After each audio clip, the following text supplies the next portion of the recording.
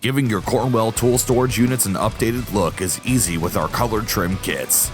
Start on the front by inserting the pry bar in the bottom of the trim cavity and pull forward while using a heat gun on the front of the trim to allow the adhesive to release. Work from bottom to top. Once the trim is removed, heat any remaining adhesive while wearing gloves and remove it by hand. Continue by removing the vertical trim pieces from the rear corners of the cabinet. To release the adhesive, heat the trim surface that extends over the rear face of the cabinet. Use the pry bar to separate the trim from the cabinet body. Work from top to bottom, taking care to not scratch the cabinet's finish. Again, heat and remove any remaining adhesive. Installing new vertical trim pieces is quick and easy.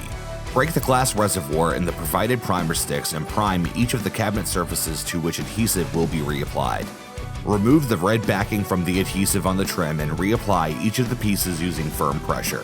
When reinstalling the rear trim, be sure to line it up flush with the top of the cabinet. Exchanging drawer handles completes your cabinet's transformation. Remove the 5/16 nuts from the inside of the drawer face and pull the handle forward to separate it from the cabinet. Using a small pry bar, remove the cap from one end of the handle and slide out the handle release and the threaded studs. Slide the handle release and studs into the new handle and reinstall it onto the drawer, making sure that the lifters on each end of the handle release engage properly with the slide. Make sure that the handle is even with each side of the drawer face and reinstall the nuts. Complete the update by installing new caps on each end of the drawer handle.